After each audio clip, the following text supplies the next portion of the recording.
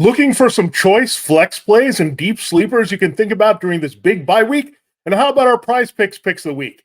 That's how we close it on a Friday for week 13, only on Locked On Fantasy Football. You are Locked On Fantasy, your daily NFL fantasy podcast. Part of the Locked On Podcast Network. Your team every day.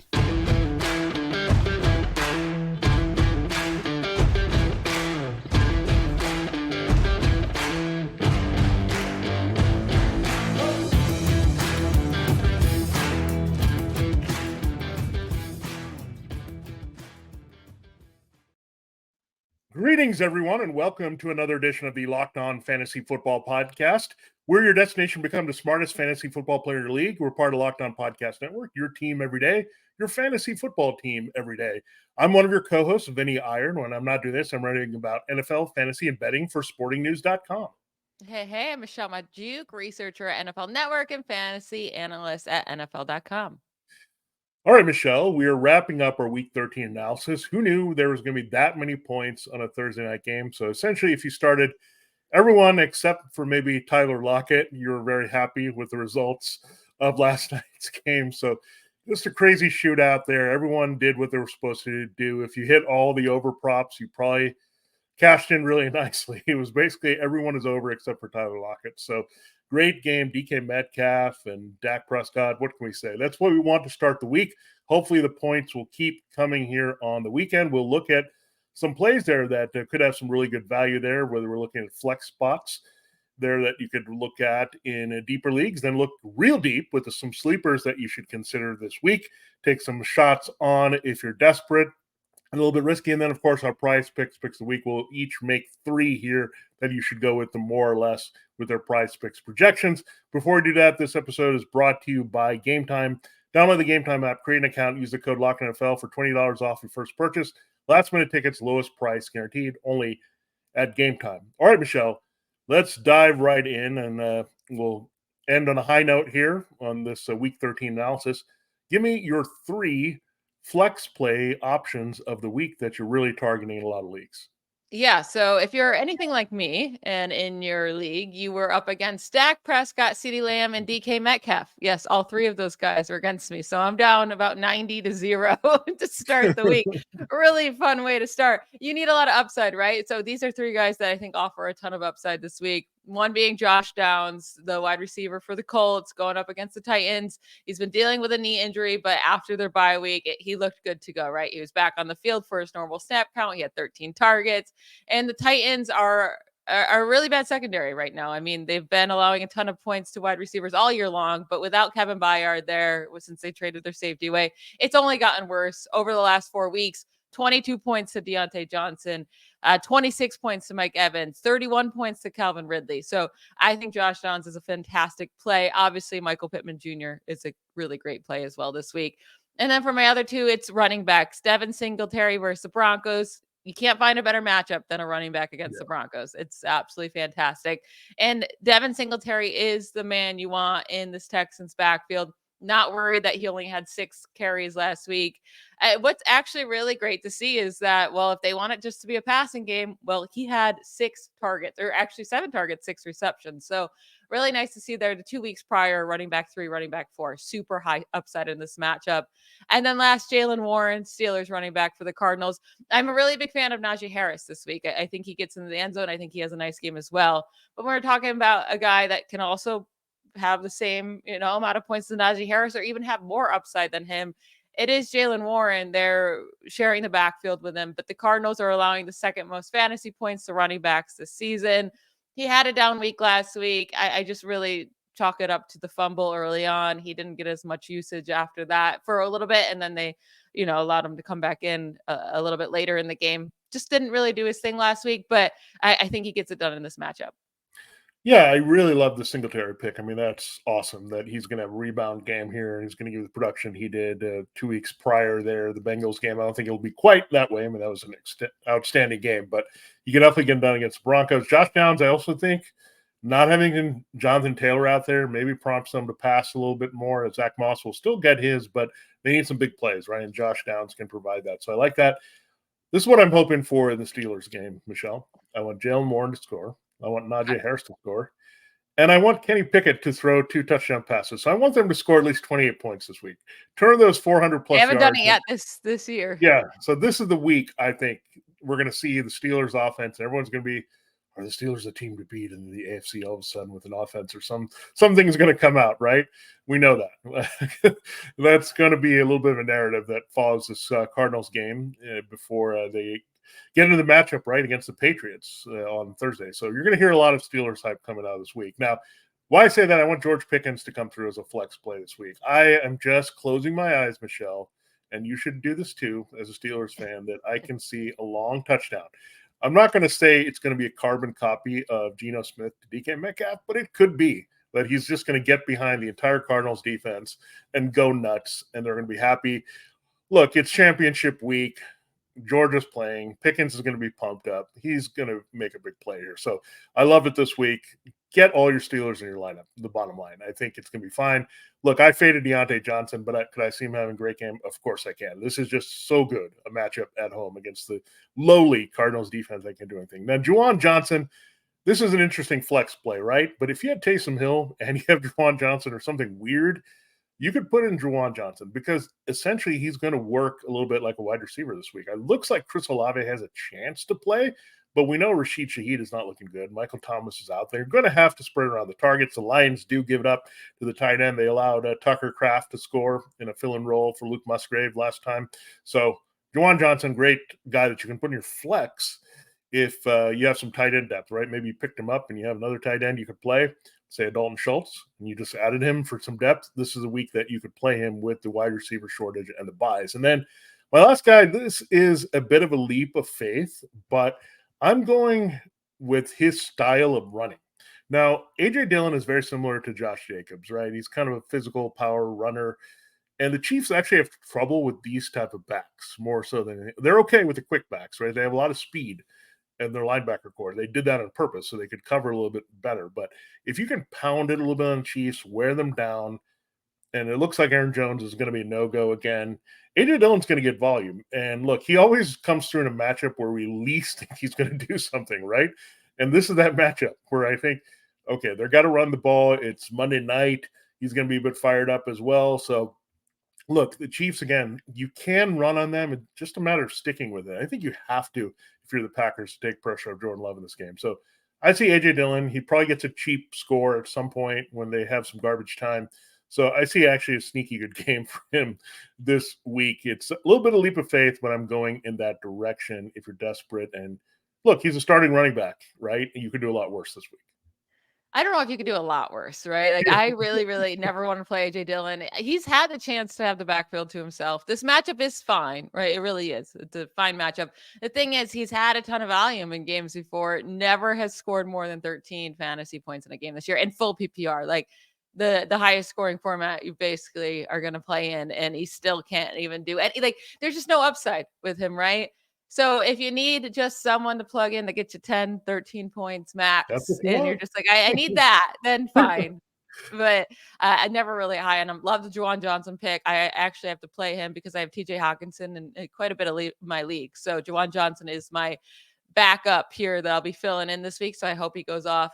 George Pickens, I'm more on the Deontay Johnson side, but I'll be happy if Pickens goes off. And it could definitely happen. He just needs one big play, right? Yeah, look, Michelle, I'm sorry. I sold everyone short here. I want all 5 of these guys to score. Najee Harris, Jaylen Warren, George Pickens, Deontay Johnson, and Pat Fairmouth. They're all going to score, right? And then you'll be happy. And again, we'll be overhyping the Steelers again as they go prime time and face a Patriots team that's not very good on Thursday night. So looking forward to that. Come on, Steelers. Let's do it. And we'll talk actually about one more Steeler. Yes, if you haven't had enough Steelers talk, it's a great week for them if we haven't made that clear with the Cardinals. And we'll get to one more player. But before we do that, we got to tell you about one of our fine sponsors. This episode of Locked On Fantasy Football is brought to you by FanDuel Sportsbook, #1 sportsbook in America as the weather gets colder. The calendar is turning to December, but the NFL offers are staying super hot on FanDuel. This is the time to get in, right? You want to get in before the regular season's over so you have access to all the players and all the teams. Well, right now, new customers get $150 in bonus bets with any winning $5 moneyline bet. Now, look, my lock is the Steelers. If you wanted to hear more about the Steelers, they're playing the Cardinals at home. Moneyline bet, that's the team I would go with this week. I mean, they're only like 6-point favorites or something in this game, which is ridiculous. They're going to roll over the Cardinals here. So that's your way to go in with the moneyline bet. And you can get $150 if your team wins, and the Steelers will win with that $5 moneyline bet. So check it out. It's a good time to get in on the action. The app is so easy to use. Spreads, player props, over-unders, and more. Wide range of betting options available to you. So visit FanDuel.com/lockdown and kick off the stretch here in December. We want to finish the last 6 weeks of the season strong here. So check it out. FanDuel, official partner of the NFL. Get in on the action now. All right, Michelle. All right. I will transition to one more piece of Steelers talk from you, and you are going to be revealing your other deep sleepers as well. But there's one more we haven't mentioned, and I guess he comes all together with some of the other recommendations we made this week.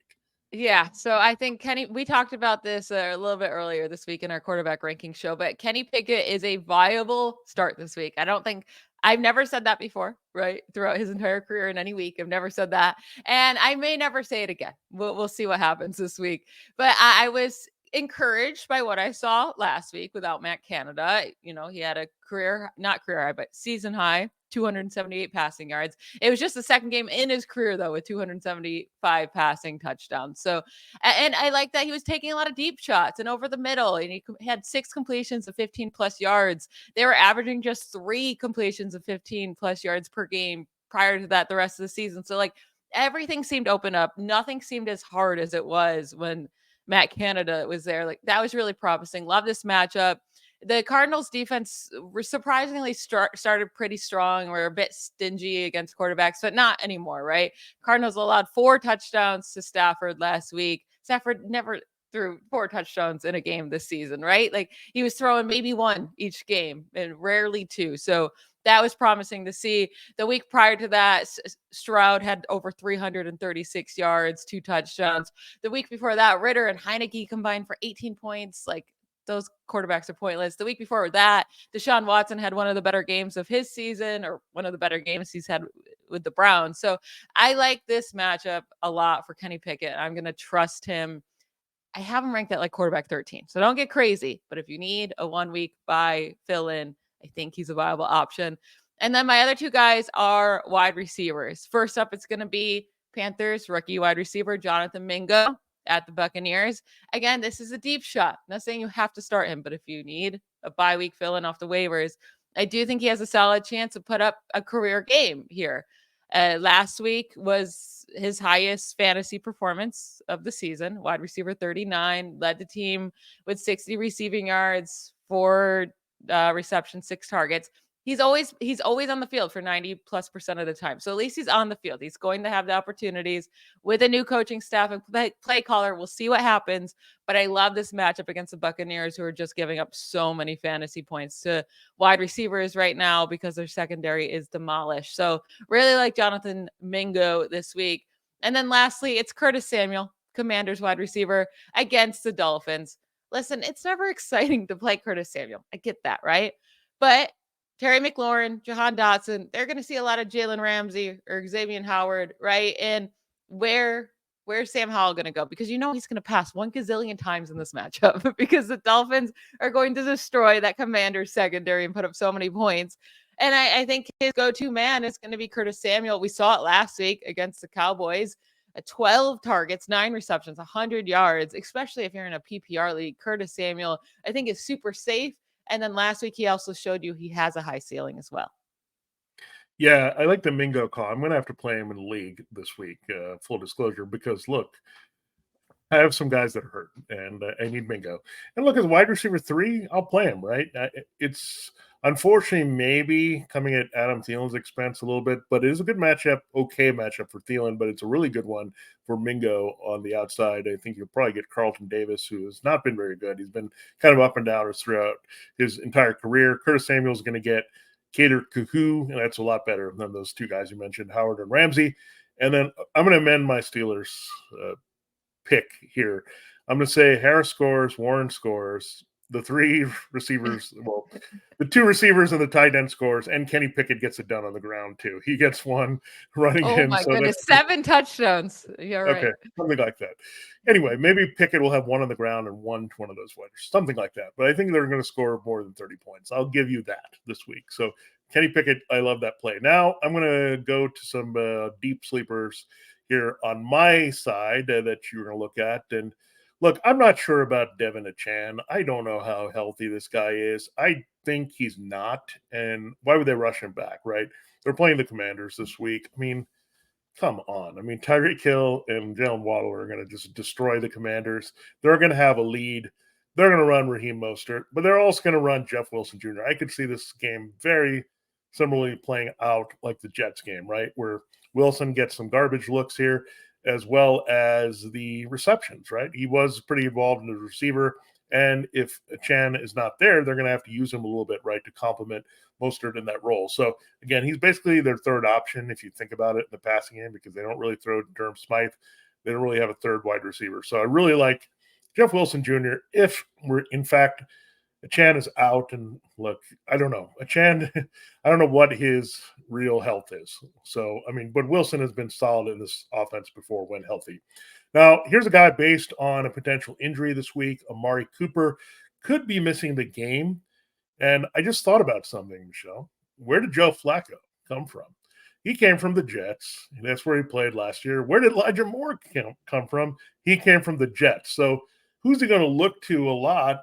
This is the guy he knows, right? Is he really going to throw to Cedric Tillman too much? Like, he doesn't know him, right? Elijah Moore, keep in mind, with Mike White and some other guys, that's who he was getting it done with. So if there's no Amari Cooper, Elijah Moore is going to get a lot of targets, you would think, playing off David Njoku in that game as well. I also like they can work him in the middle of the field a little bit. So he's a very deep sleeper. Again, he's had a decent game a couple weeks ago, but if there's no Amari Cooper, then he's default the number one receiver with a quarterback he is more familiar with than either Dorian Thompson-Robinson or PJ Walker. And then finally, Marvin Mims. Jerry Jeudy's a little bit banged up. I did like Jeudy quite a bit, maybe to give you some flex play for desperate in this game.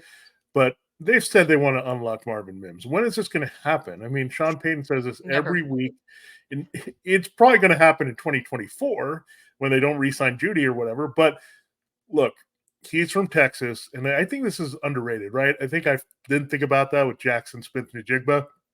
He went in there. He was a Dallas area native. I know it's a different area for Mims. He was also from Dallas, and he's playing in Houston. But I think he'll be a little fired up. Some family friends will be there. They'll try to get him going. They needed to get an extra weapon. If Judy's banged up and can't play the full complement of snaps or has to be scratched or something, Mims has got to step in there and make some plays here because they don't have other options here. So, look, these are stretches. This is why we're deep sleepers on this. I think mine are a little bit deeper than Michelle's this week. But, yeah, trying to give you the guys that you can mind. But if you're going Mingo, Moore, and Mims, you might get more production than you think this week.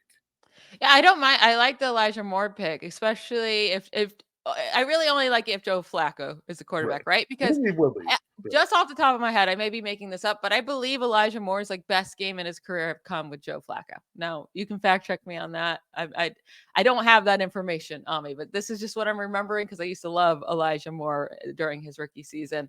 Jeff Wilson Jr. I think is a really solid play. If Devin Achan is active, then I am really worried, right? Because even if he's not fully healthy, but if he's out there taking snaps, and there's just not enough to go around to Jeff Wilson Jr. as well. But if he's not active, really like that play, Marvin Mims is a complete dart throw. I don't know, right? Yeah. If they start to use him, awesome. And in this game that should be high scoring, he could put up a huge game. Complete and total dart throw, though. So the only chance, the only way I'm playing him is in DFS, just for me to take that shot on hitting on somebody. I wouldn't trust him in my normal leagues where I really need the win to get into the playoffs, but we're going to end this week's number of shows, right, with our PrizePicks picks of the week. But first, let me tell you about another one of our sponsors. Buying tickets to your favorite events shouldn't be stressful. Game Time is a fast and easy way to buy tickets for all the sports, music, comedy, and theater near you. With killer deals on last minute tickets and their best price guarantee, you can stop stressing over the tickets and start getting hyped for the fun you'll have. It's the fastest growing ticketing app in the country for a reason. Get tickets of your seat before you buy so you know exactly what to expect when you arrive. Buy tickets in a matter of seconds, 2 taps, and you're set. And tickets are sent directly to your phone so you never have to dig through your email. I can promise you all of these things are correct. I have used Game Time so many times in my life, especially when I used to live in Pittsburgh, right down the street from the Steelers stadium. I would buy tickets that morning of always on the Game Time app, and it was super easy, the cheapest way to go. And really, you just knew exactly what you were getting. Love the Game Time app. Snag the tickets without the stress with Game Time. All you have to do is download the Game Time app, create an account, and use code LOCKEDONNFL for $20 off your first purchase. Again, create an account and redeem code LOCKEDONNFL for $20 off. Terms do apply. Download Game Time today. Last minute tickets, lowest price guaranteed.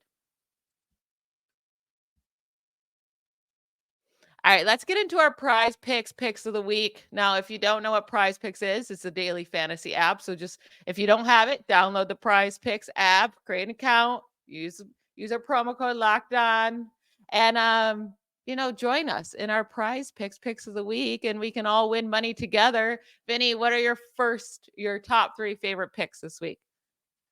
I feel like last week I let some people down by not having a quarterback rushing number here, but I have a good one this week for all of you out there.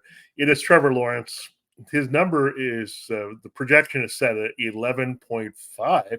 The Bengals give up about 20 yards rushing per game to quarterbacks. I know, Lamar Jackson, their schedule and all that, so you can skew it, but it's not like they're facing running quarterbacks every week. And look, Trevor Lawrence is kind of a running quarterback. He's not the full blown like Justin Fields type guy, but he's athletic. He can move around. And you're talking about 11.5 rushing yards. So he just needs a couple of scrambles against the Bengals, and he'll get there on Monday night. So, look, the number is just way too low. If it was like around 18 or 20, I would give it a little pause. But at 11.5 rushing yards, I'm going more with Trevor Lawrence. I mean, just based on the things he's going to see from the Bengals defense. There'll be some room to run as well if they design him to run, just not on the scrambles. Now, here's another number I really liked here. Bijan Robinson, more than 17.5 receiving yards. I'm looking at this number. I'm like, the Jets give up a lot to running backs in the passing game, and they give up about 42 yards per game. So, look, you only have to hit less than half of that here with Bijan Robinson to get more. And look, he's going to be involved, right? He's involved. He's unlocked. They used him as a receiver last week on top of giving him the red zone looks. So you have to use the backs. That's the only way to move the ball, right, for the Falcons this week. They're going to have to throw to the backs. They're going to have to run with the backs. So Bijan, I like that at more than 17.5. And then I'm taking a bingo free space on this one. I know you have one of them as well, I think, this week. But Jaylen Waddle, 69.5. Now, I looked at the Tyreek Hill number, and I was like, okay, I'm going to go right after the Tyreek Hill number. But it was at 99.5. It's hard to just – he's going to smash it. You'll probably hit it, but, it just gives you pause, right, that you need 100 yards out of someone. And it's very rare, right, if it's a receiver or running back to go after that. So I'm going to take a little bit more comfortable approach. And there's definitely a correlation if Devin Chan is banged up or hurt to Jaylen Waddle getting more run as a short area player, right? So Waddle can also stretch the field. This matchup is fantastic against the Commanders' atrocious secondary. So 69.5. I'm going to save those 30 yards that Tyreek Hill has and assume that Waddle can get that with just a modest game. And that's what I want. I don't want to – I'm just a little bit concerned Tyreek Hill makes a 50-yard play to get up big, and then he kind of rests, right? I'm a little bit worried about that. Where I think Waddle has to be a consistent part. So, again, if that Tyreek Hill number was 80, I would be okay. But 69.5, I'm going to go with that. More for Jaylen Waddle with him and his receiving yards against Commanders. Yeah, so either Tyreek Hill puts up like 250 yards in this game, or the Commanders are going to focus on making sure that doesn't happen, right? And they're going to have to use a lot of their resources to make sure they can stop Tyreek Hill, which is going to allow for Jaylen Waddle to have a lot of space. He should easily get this more. The only thing, I feel like every time I watch a Dolphins game, Jaylen Waddle is always injured. That he comes back in, but he always gets an Eric injury. Hill too. Yeah, I know. They both leave a lot with injuries. It's like, can you guys make it through a game, please? Bijan Robinson, if he does not have 25 touches in this game, 25, that's the minimum I want. Yeah. Like, that's what you should be doing against the Jets. There's no reason to do anything else. You run and do those little dump offs to Bijan Robinson, 25 touches. That's what I want. But my favorite 3 prize picks of the week. We got to talk about the Steelers one more time, okay? I promise to shut up about them. Deontay Johnson, more than 47.5 receiving yards. That's just really low. Last week, he should have had more than that, right? Because they didn't count that touchdown, but he already hit more than that. It was 50 last week, and that was a poor game from him. He's had at least 50 yards in 4 of the 6 games coming back from injury. Arizona has allowed the 6th most receiving yards to wide receivers this season, allowing the highest catch rate to wide receivers. I think he could have a bad game and still have more than 48 receiving yards, and that he just needs 48 receiving yards. And then I get to talk about Zach Moss, so I'm going to, right? I don't know how much longer I get for this. So Zach Moss, more than 75.5 rushing yards against the Titans. We saw him go off for 165 against the Titans earlier in the year. But when he was the starting running back, getting the majority of the carries in the backfield, he hit at least 88 rushing yards in 3 of those first 4 games of the season that he played. And then in the one game he didn't, it was at 70 rushing yards, right? So really close to that. I'm willing to bet that he has at least 76 rushing yards in this game and a nice matchup. And then lastly, Brock Purdy, my 49ers quarterback, more than 1.5 passing touchdowns. So he needs 2 passing touchdowns in this game.